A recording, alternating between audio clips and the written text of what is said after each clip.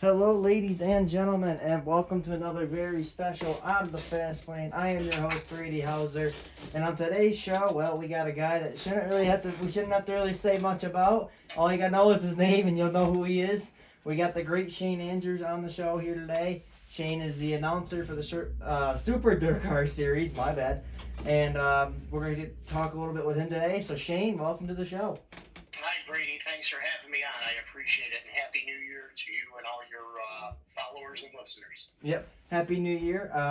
So brief rundown with last year. It was a little weird because of COVID and all that, and the Super Shark Series did not have uh, a lot of races. What and the Oktoberfest happened. What was your highlight for your 2020 season? Well, I was very limited on the races that I did in 2020.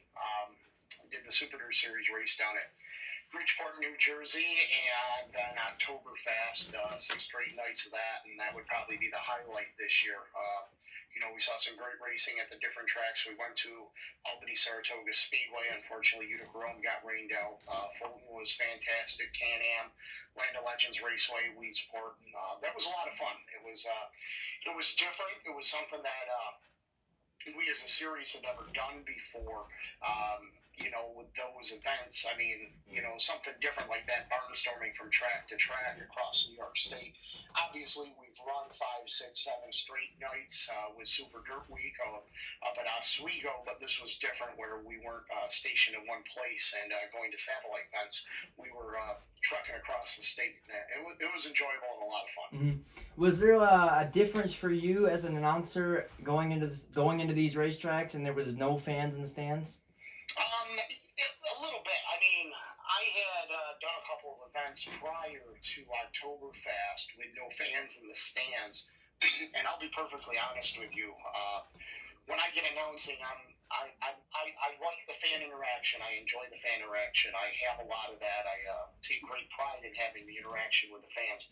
However, for these events, I kind of had blinders on and was focused to take care of the task at hand. And once the races start, it was, not to be cliche, but it was another race for me to announce, and that's what I focused on. I focused on announcing, focused on the internet broadcast that we did. We did a DTD broadcast from Albany Saratoga Speedway one night when I was down there helping them, and then obviously the Dirt Vision broadcast that we did during Oktoberfest. So once the races started, it was game on and do your job and perform just like the race car drivers. Once you strap behind the wheel and the green flag flies, it's game on and you take care of business. Mm-hmm. So for you as a announcer, what got you introduced into racing? Was it just a growing up in the sport? Was it a certain person? What got you started into the racing world? Well, my first foray into racing was back before you were even a gleam in your parents' eyes, back in 1979. My parents took me to the Utica Rome Speedway for the very first time, and sitting in the grandstand, I was just, hey, holy smokes, what is this? This is pretty damn cool. So, like any family that goes to the races, your mom, your dad, your brothers, your sisters, whoever, have a favorite race car driver, and it came to light that I needed to pick one out. So there was this orange and white DeGallo Pool sponsored number 12A that was out on the track that kind of caught my eye. I thought it looked pretty cool, and lo and behold, the driver of that car won the race that night, and while we were on our way to the pits, we stopped at the photo booth. And yes, kids, they had photo booths at this time. It wasn't digital pictures on your MP3 player or your iPhone or anything. It was an actual 5x7 photo that my parents bought me for like 50 cents or a quarter or whatever it cost. And we went in and I met the driver and got his autograph on that picture of the number 12A, Jack Johnson. And that started my lifelong obsession with auto racing. Mm-hmm. And from there, it took off, attending races. And I was big into public speaking in high school through the FFA. And my oldest brother, bought a race car. He bought it was a 1937 Harry Peak Pontiac Coupe. And Harry Peak, a former champion down at the Fonda Speedway. And he raced it with a club called the Mid-State Antique Stock Car Club. And I was on his pit crew. I was just a young snot kid, like 15, 16 on his crew for a couple of years. And it was around, I want to say 1988, I think it was.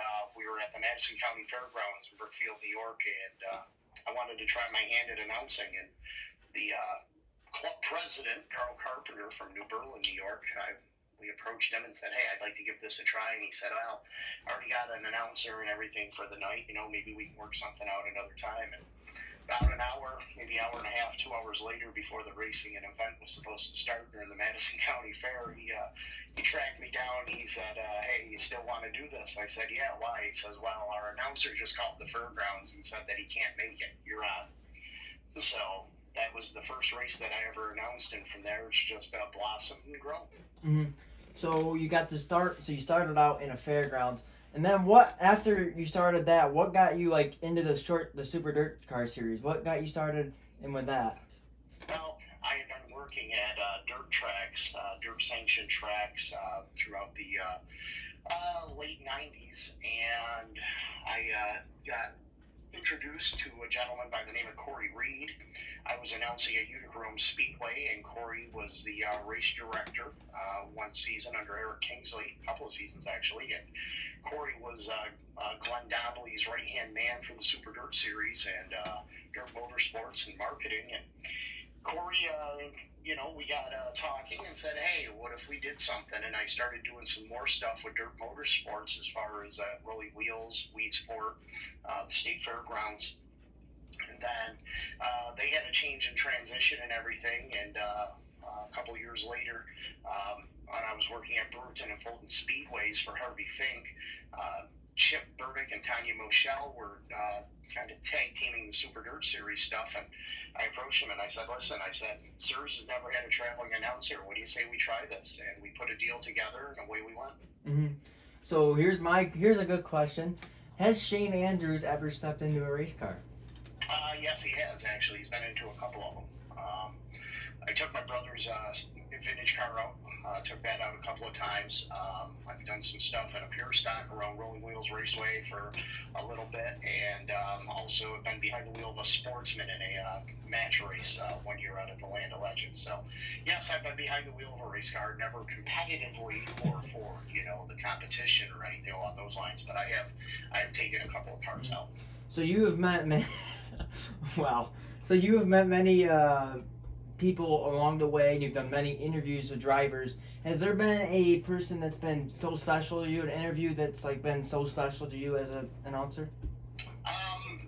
There's been a lot of stuff. I've had the opportunity to meet a boatload of people in motorsports, even people through motorsports that aren't in the motorsports world and the entertainment world and everything that have, that's been pretty good, pretty cool. I guess, my favorite interview was always my hero, Jack Johnson. I was the announcer at the race when he won at Utica Rome, which was his 400th career win. I got to interview him at Victory Lane at Fonda Speedway, where he ruled supreme for a number of years.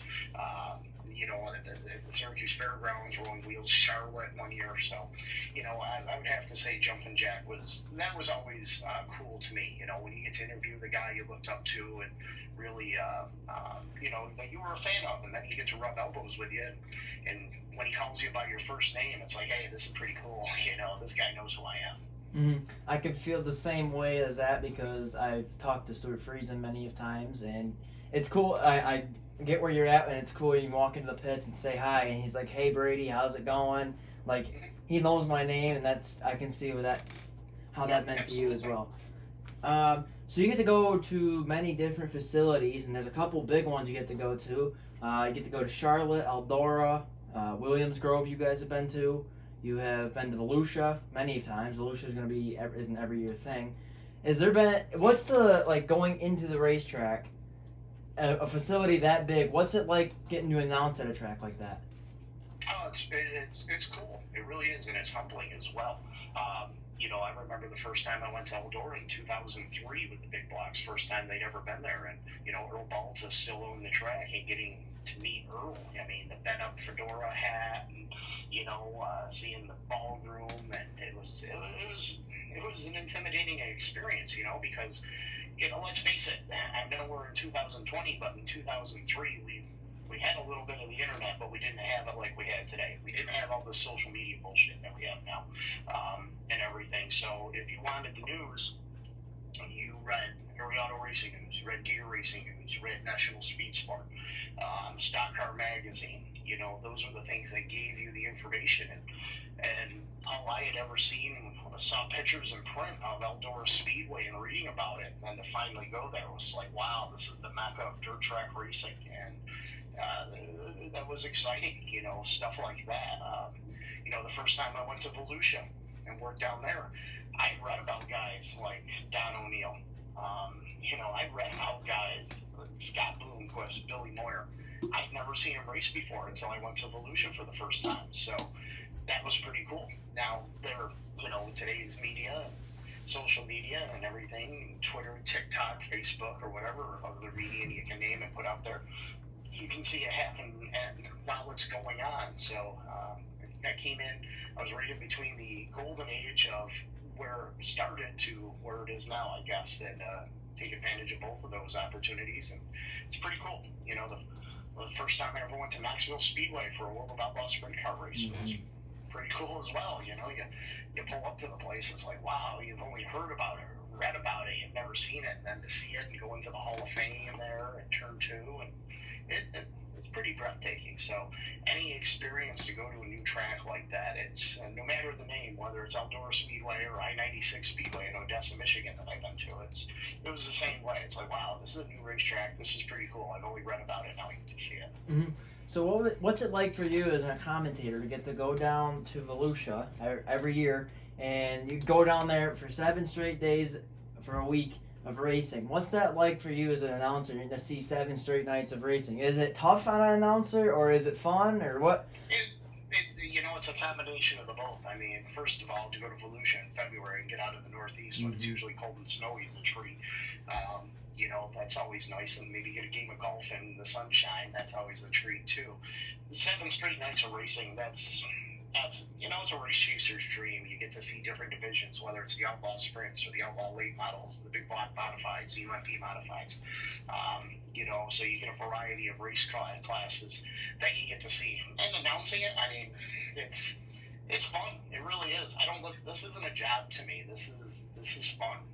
I've never worked a day in my life at a racetrack. I'll be perfectly honest with you. And I don't mean that I just show up and announce and I don't do anything. I mean, I have so much fun that it's not work to me. This is just something that I absolutely enjoy. There's the old adage, you enjoy what you do, you never work a day in your life. And anytime I get on a microphone, I'm not working, I'm having a good time. Mm-hmm. So speaking of good times, what has been your funniest moment on the microphone? It could be with a driver or something you said. What's been your funniest moment? Boy, that's a tough one because I'm a wise guy as it is. And I've had a lot of funny moments. I'll be honest with you, there's too many to pinpoint, really, to be honest with you. I've had a lot of fun with a lot of different drivers, with a lot of different announcing partners. I've had a lot of fun on the air, and it's tough to pinpoint that because there are just many too good memories. Mm-hmm. So you also get to go up to Canada with the Super Dirt Car Series. What's it like going up over the across the border? What's it like going up there? Is it like a different atmosphere with all the different like fans and stuff? What's it like up there?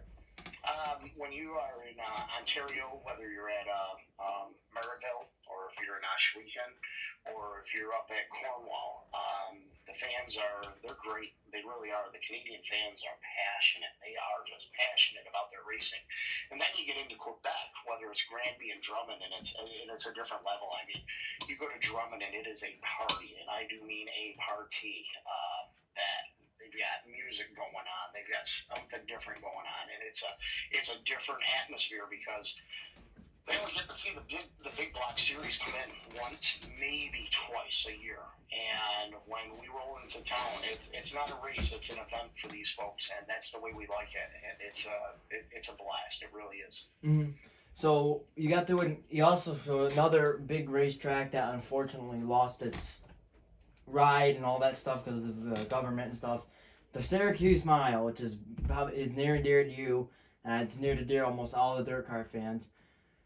In 2015 was the final year for that, and then in 2016 we got jumped over to Oswego Speedway. What was that like, that first year, moving from a track that had so much prestige and then move on to a new track? What's that like to get to share, like, start something new with the new track? Well, it's always going. It's never going to be the same. Okay. First and foremost, as far as the atmosphere, the atmosphere at Oswego is awesome, but it's not Syracuse. The racing at Oswego is different than what Syracuse was. The just the whole logistics of putting on the show is different. You're going from a mile track to a 5/8 mile track. There's just so many different things. The mile is special, always will be.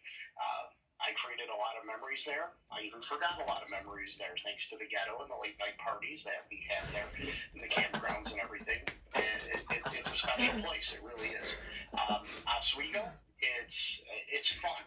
I have to interrupt you, Shane. So the thing with the ghetto is it was run by the Kohler brothers, okay? And ironically that you just mentioned that, the ghetto, there is a private ghetto still that goes on, but my dad's best friends with the Kohler brothers. So that's funny that you mentioned that.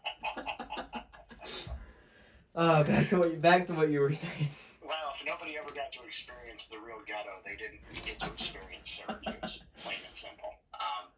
So they both have their unique features to them, and it's great that we still have a venue in New York State to be able to have Super Dirt Week, because the alternative really was either find a different place or don't have it at all. And fortunately, World Racing Group, Brian Carter, Jeff Hockman, and the entire gang did a fantastic job was being able to put the deal together with the Teresi family up there in Oswego to be able to do that. So, we can't take it for granted, especially after this year. We didn't have a Super Dirt Week, and it's always been a highlight. I've been going to Super Dirt Week since 1988, so to miss it this year was it was a bummer.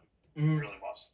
So during COVID break, a lot of things happened. The people were out of, racing was done, all the sports were done, and iRacing really sparked big time. I can compare because you race it as well as I do.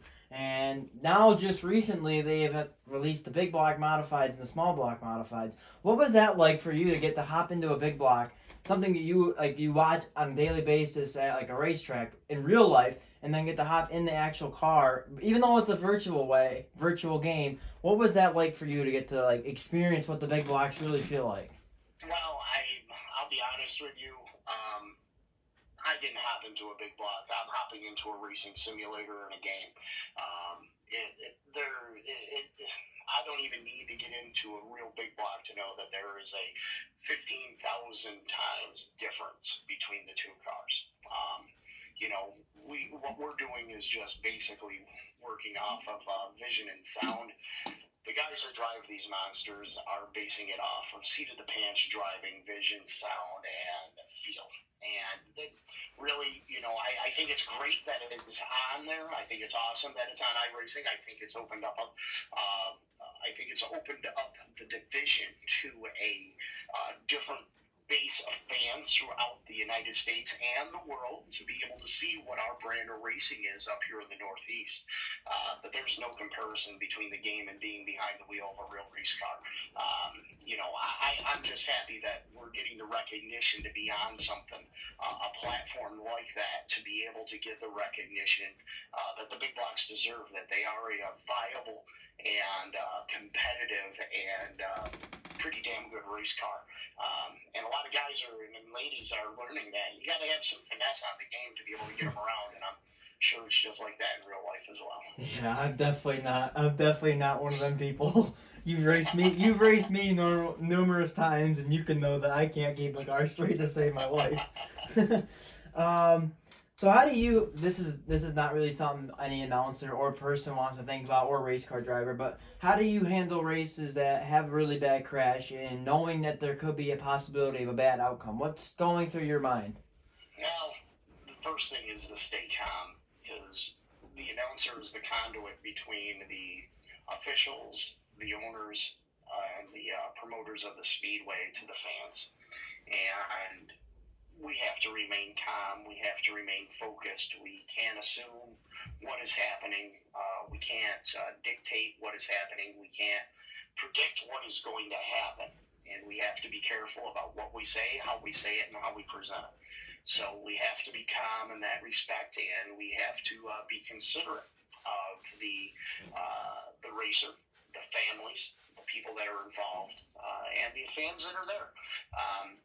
It's a delicate dance by all means, way, shape, and form.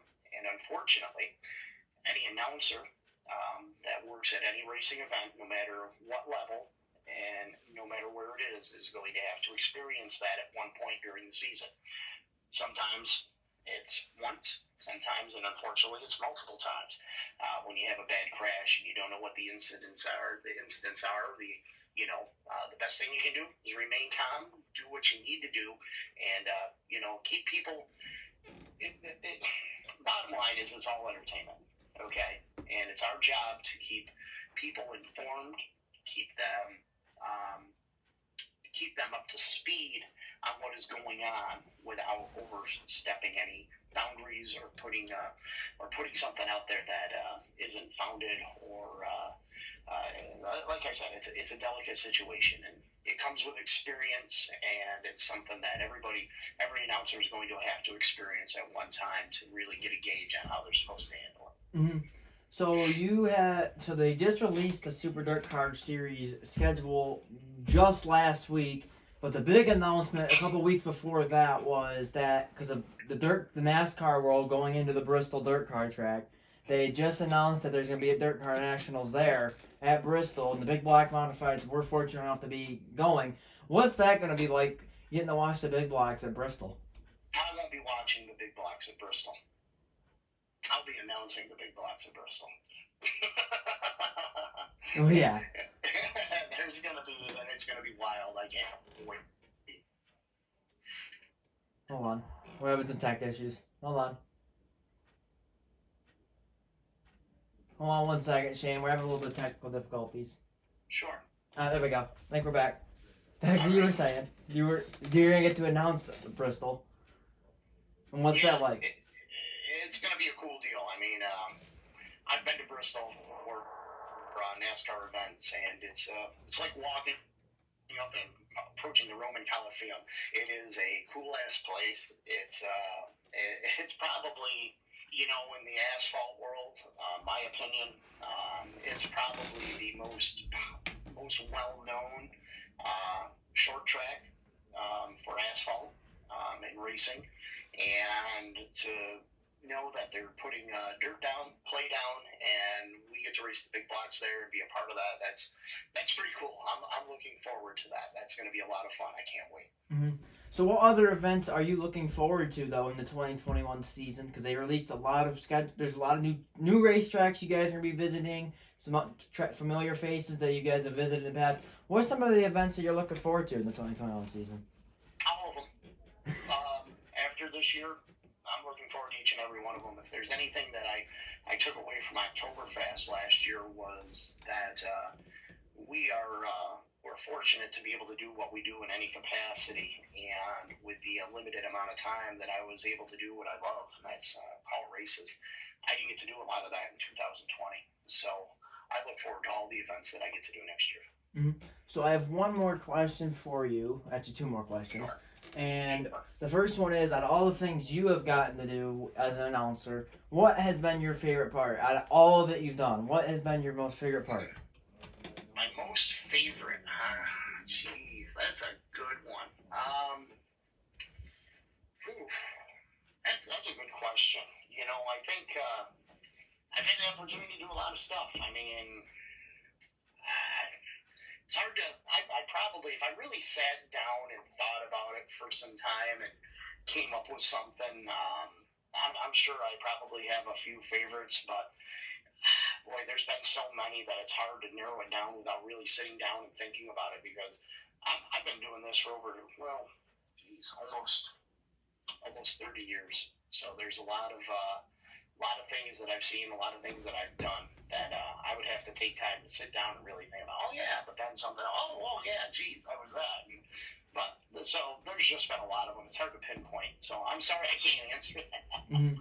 So I just recently started announcing, and I was fortunate enough when I got the show started. I had some pretty big names come on. I had Alan Bestwick come on from ESPN, and he gave me some advice. But for you, what advice would you give me going looking forward to considering making this a career path for me? I'll give you the same advice that Jim King, a longtime announcer at the Fonda Speedway, and my mentor gave me. There's three things, really. He says, number one, have fun. Number two, don't be afraid to make fun of yourself. And number three, remember there's always somebody out there that knows more than you do.